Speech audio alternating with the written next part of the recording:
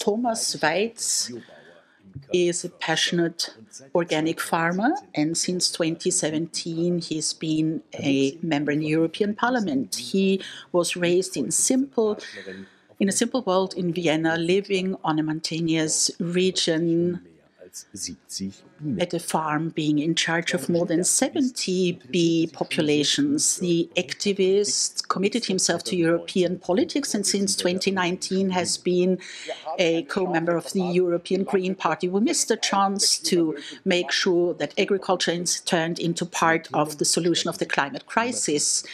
The topics range from climate protection to protecting our forests, the animals, and peace policy in the European Union. With all of his power, he wants to commit himself to a socially just, progressive Europe. Neon Green Network is presenting Mr. Thomas Waitz.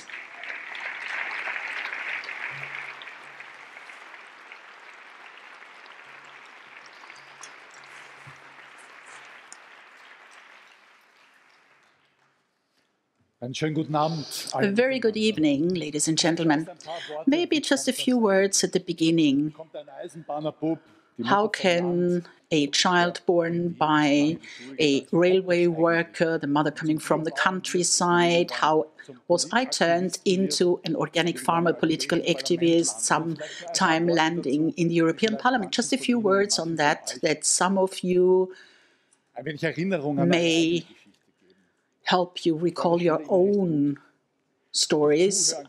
I was a good student, I listened, I had good marks and grades, even though I not always did my homework, which the teachers did not like very much, and I always wanted to see justice. And with 36 students in one class with black pedagogy in the late 60s, at the beginning of the 80s maybe, it was something that brought about some upheaval in my school career because there was a lot of injustice to point the finger at. And certainly people didn't say I behaved well at school. I learned 2 lessons at school that characterized me for my future life.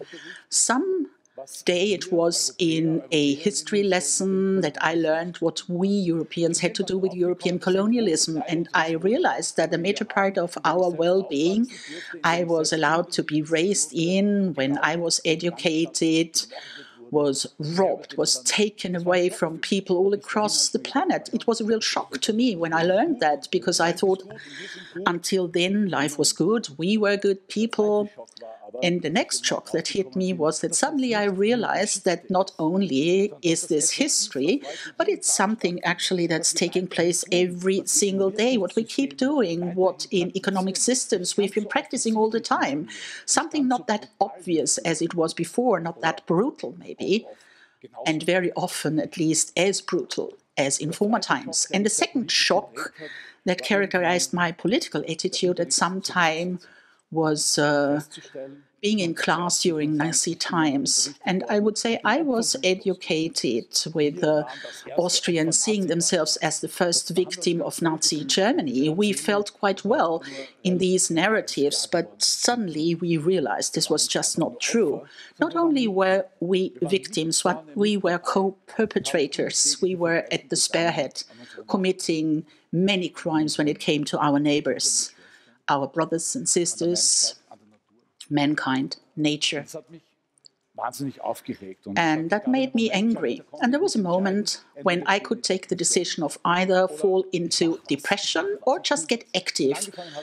And it started with demonstrations as students. Then I embarked on anti-globalization marches, the question of peace and war and the Cold War, nuclear weapons being directed at each other. Last weeks were difficult for me, I have to say. I'm pursuing politics in the European Parliament. I felt reminded of these old days, but appearing in the context of peace, being against nuclear power, because nuclear power also has something to do with nuclear weapons, being against the spreading of nuclear weapons, being against poverty and hunger in the world, making a political commitment. Already there, it did lead to some resistance I've met over and again, because when you question the ruling system, you will see resistance building up against you. And there are many people who just don't want to listen to the uncomfortable truth. They are willing to do a lot of things in order not to have to listen to that truth. But at a certain point, I came to the conclusion that I can change things only when I take a proactive step, when I try to change things. So in 1994, we tried to change our work at the farm, organic farming, in harmony with nature, with animals, but in a friendly environment, being respectful. And it was striking to see how difficult it is to make money in the field of agriculture. The prices were really plummeting.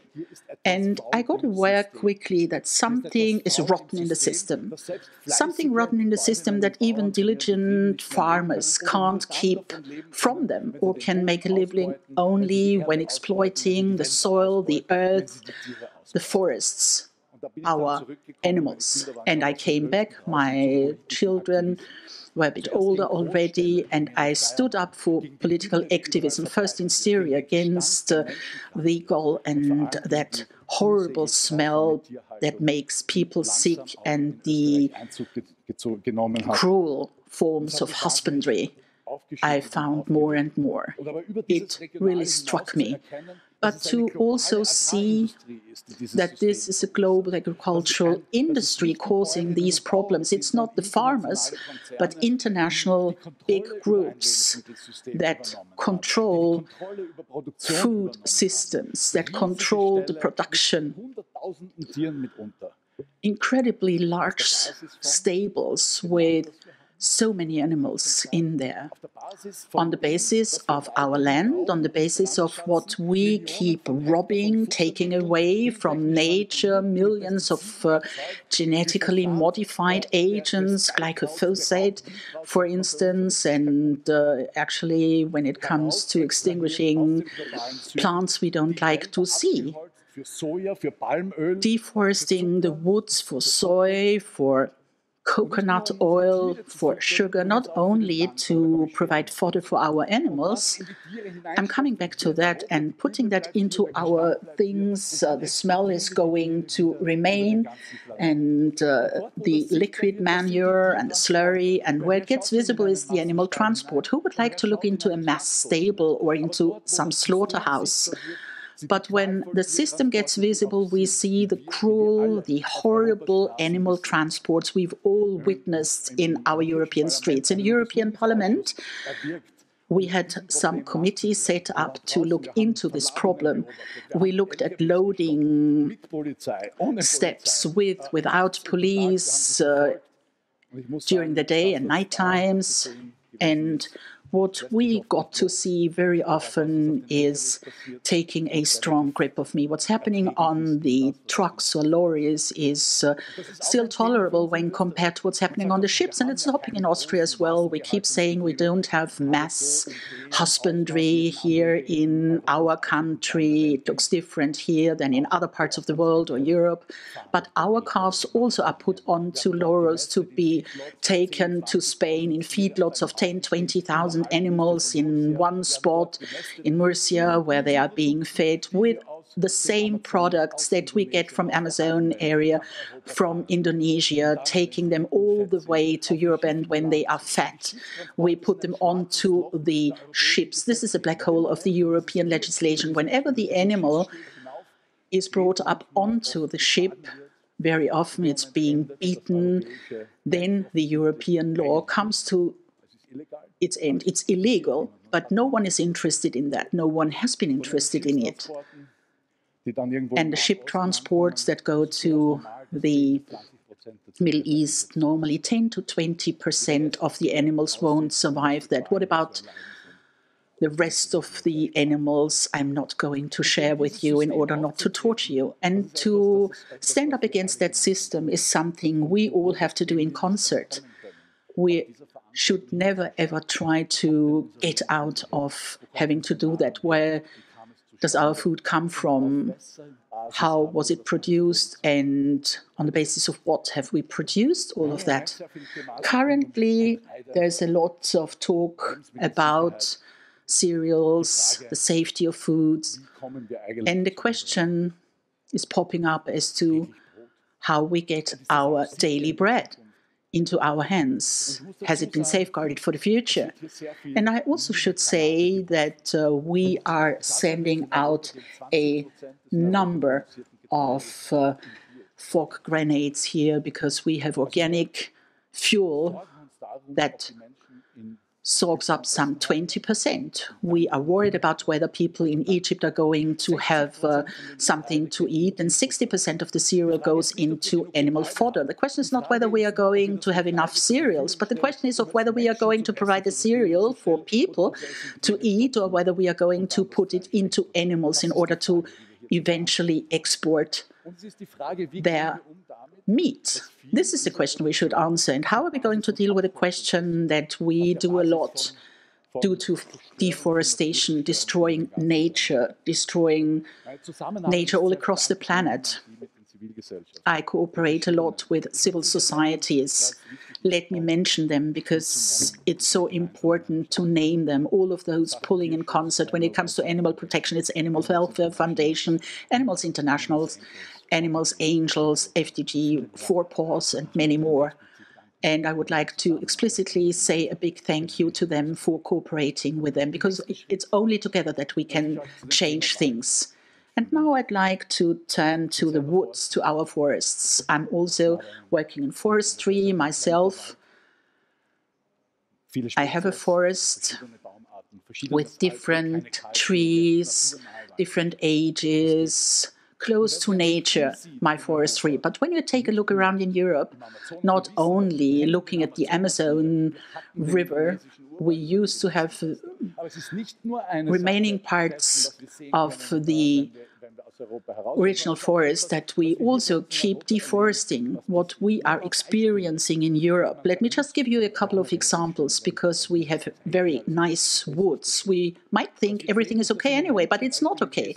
What we see is that in Estonia, for instance, whole areas are deforested for so-called green energy, for biomass. The way they do forestry there, this is no green energy at all. Quite on the contrary, we destroy nature.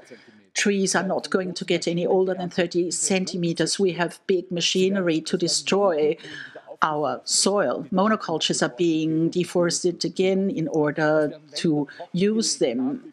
Woods are being dried, even though we know that wet woods are so important for our climate. Coming back to the climate, without our woods and the capacities of our woods to not only produce oxygen, but to also bind CO2 in our soils and in the wood we can then use as timber. Without that capacity, we're not going to get to grips with the climate crisis when it comes to quantities. So it's of crucial importance how we deal with our forests. And in Europe, that always wants to present itself as a climate-friendly continent, the situation is something we don't really want to look into in any detail. I used to go to the Basque Country last month, for instance, and you can see a couple of pictures here showing our own work. Some I did have to steal from others here, but in the Basque Country I went to last weekend, for instance, the hills have just been deforested, nothing's being left, all animals living in water that need clean water, unfortunately, died. Thousands of hectares, ridges of mountains, and that in the middle of the European Union, or in Croatia, where I was a year ago. Or you can see the regions here of dried soil here. The drainage canals were here even deepened. I did find one frog only, hardly any nature left, and deforestation wherever you look. PFC and private certification companies that tend to make us believe everything is sustainable and all right. But that's not true. These are private companies that are being paid for by private wood owners, giving them this fig leaf so that they can say their products will be sustainable. So we keep lying to ourselves, or we want to be lied to. And that's something we should really reconsider, whether we definitely want to continue along the same lines or not. When it's about climate, currently We are living in difficult times in the European Parliament as well. There is the Green Deal. We do have some sound environmental policy due to the war raging in Ukraine. Everything's being questioned. I went to the Corinthian government where I was explained that Green Deal is a luxury problem of yesterday. We have new problems. We need new pesticides, new fertilizers. We have to intensify everything. We have to make sure that biodiversity can rule again. Fallow lands have to be recreated. And all of these future-oriented political considerations are being under attack. This is politics necessary for the future in order to survive. However, we know that more and more people start realizing what it is all about. More and more people feel personally that things can't remain unchanged. More and more people are willing to commit themselves, to stand up for their ideas. I'm traveling all around Europe, and when it's about animal transports, it's a good topic indeed, because then empathy can be created, empathy for living creatures. When we take a look at them, when you show them what's happening, and it also works quite well with our forests, people coming from the villages. Please don't get me wrong, it's not our audience here, us who have been gathering here, but farmers from the villages, workers from steel plants who just start realizing we can't continue in the same way. And that's a courageous finding. And the fact that when we cooperate, civil society, politicians, scientists, media people, we can really put things into motion on our planet. When we just look at what the climate movement was able to achieve. I don't know whether you are aware of that. Since 2017, I've been in the European Parliament, and the climate movement was the most powerful political power in the years 2018 and 19. It was not a president or any party, not a majority in the European Parliament, but it was the climate movement out there in the streets that managed to make sure that the climate questions and the necessity of answering the climate question be conveyed into all heads and parts of society. It was the climate movement that succeeded in making sure that every political party, at least in their election programs, had to say a few words on the climate question as well. And it was the climate movement that made sure that we have something like the Green Deal today. And I think we have to repeat that over and again, not getting tired of doing so in order to show what power we have when we organize ourselves, when we go out into the streets, when we show we are many, not giving in, pulling in concert, maybe getting on people's nerves, being willing sometimes also, and that's something I do personally as well with my immunity status of an MEP, I can render resistance and maybe break the one or the other rule a little bit. It's a necessary step to take for our joint future.